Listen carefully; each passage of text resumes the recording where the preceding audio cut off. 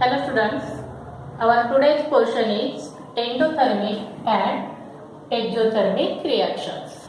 In the previous videos, we have learned the four types of chemical reactions. One is combination reaction, another is decomposition reaction, next displacement reaction and double displacement reaction. Okay, now today we have to learn endothermic and exothermic reaction. But before that, we have to discuss about the endothermic and exothermic processes. The process and reaction मध्ये काय difference आहे? Process may be physical change or chemical change, and reaction is always chemical change. तर आपण सुरुवातीला आपल्या अवतीभोवती ज्या काही प्रोसेसेस होतात त्यामध्ये कोणती एंडोथर्मिक आहे, कुठली एक्झोथर्मिक आहे ते बघू. For example, melting of ice. आता ही प्रोसेस होताना काय होतं, ते आईस त्याच्या सराउंडिंग मध्ये जी काही हीट आहे ती ऍब्झॉर्ब करतं आणि त्याच्यामुळं आईसचं वॉटरमध्ये कन्व्हर्जन होतं. बरोबर आहे. तर ही जी प्रोसेस आहे ही ऍब्झॉर्ब करते ती. So this is the endothermic process. ज्या प्रोसेसमध्ये हीट ऍब्झॉर्ब केली जाते त्या प्रोसेसला म्हणून आपण एंडोथर्मिक प्रोसेस. आता एक्झोथर्मिकचं एक्झाम्पल द्यायचं झालं तर त्या उलट, फॉर्मेशन ऑफ आईस. वॉटरला आपण फ्रीजरमध्ये ठेवलं तर आईस फॉर्म होतं. ते जे वॉटरचं टेम्परेचर असतं ते कमी होतं आणि मग त्याचं कन्व्हर्जन आईसमध्ये होतं. तर या प्रोसेसमध्ये काय होते, वॉटर हीट रिलीज करतो. हीट ही बाहेर टाकली जाते वॉटरपासून. In the formation of ice the heat is released from water and that water converted into ice. Okay, आईसच्या फॉर्मेशन मध्ये हीट रिलीज होते म्हणजे टेम्परेचर कमी होतं आणि त्याच्यामुळं water convert into ice. Ice मध्ये तो कन्वर्ट होतो. समजते हे? लक्षात ठेवा, ज्या प्रोसेस मध्ये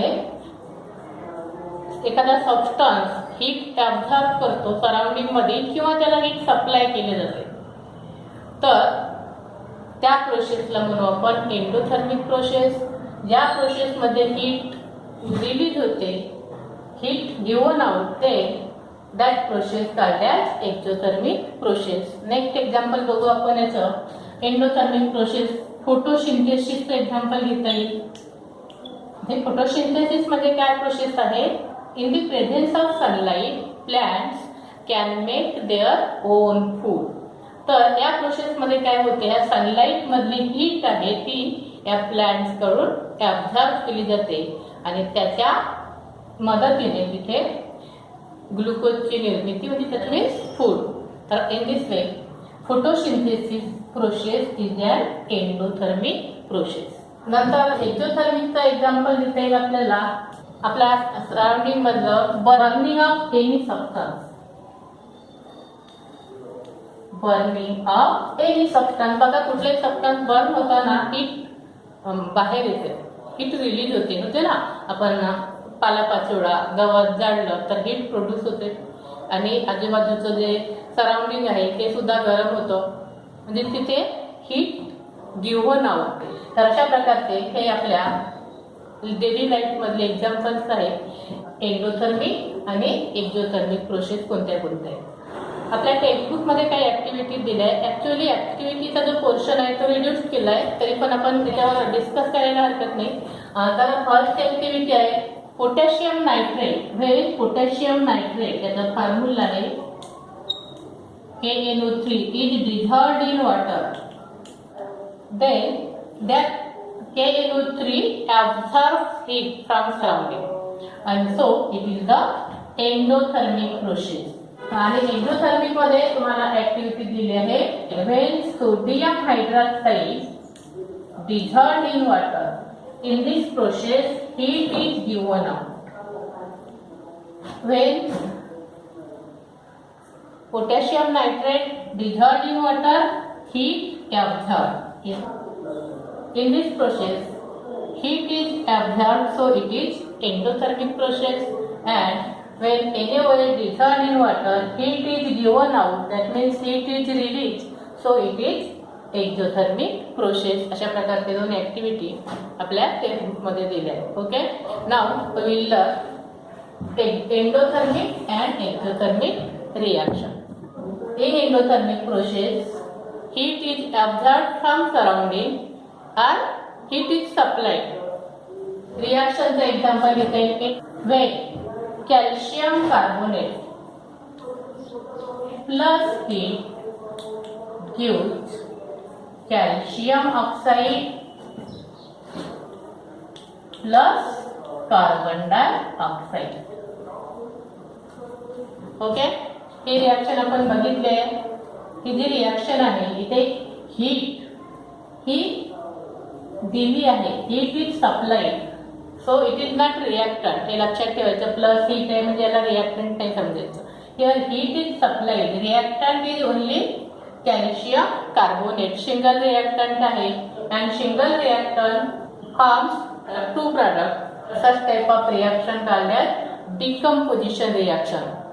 पण इथे आपल्याला एंडोथर्मिक आणि एक्झोथर्मिक मध्ये हीटचा विचार करायचा आहे. तर या रिएक्शन मध्ये heat is supplied, so it is the endothermic reaction. Okay, from this we can define what is meant by endothermic reaction. The reaction in which heat is absorbed by the reactant or to be supplied continuously, then such type of reaction called as endothermic reaction. Okay, now हा जो calcium oxide आहे याला flat line म्हणतात. When calcium oxide dissolved in water and form calcium hydroxide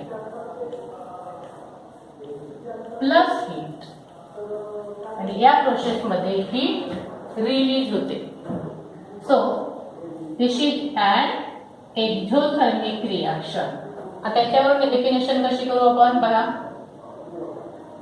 The reaction in which heat is given out and form a new product. Such type of reaction called as exothermic reaction. In this way, in this video, we have learned what is meant by exothermic reaction and endothermic reaction. समजले तुम्हाला exothermic आणि endothermic process काय आहेत आणि ह्या reactions काय आहेत ते समजून घ्यायचे तुम्हाला. एंडोथर्मिक मध्ये हीट ते ऑब्झर्व होते आणि एक्झोथर्मिक मध्ये हीट रिलीज होते, एवढं समजून घ्यायचं आहे. आणि मग आपण नोट्स मध्ये तुम्हाला व्यवस्थित लिहून दिले त्याप्रमाणे लर्न करायचं. ओके.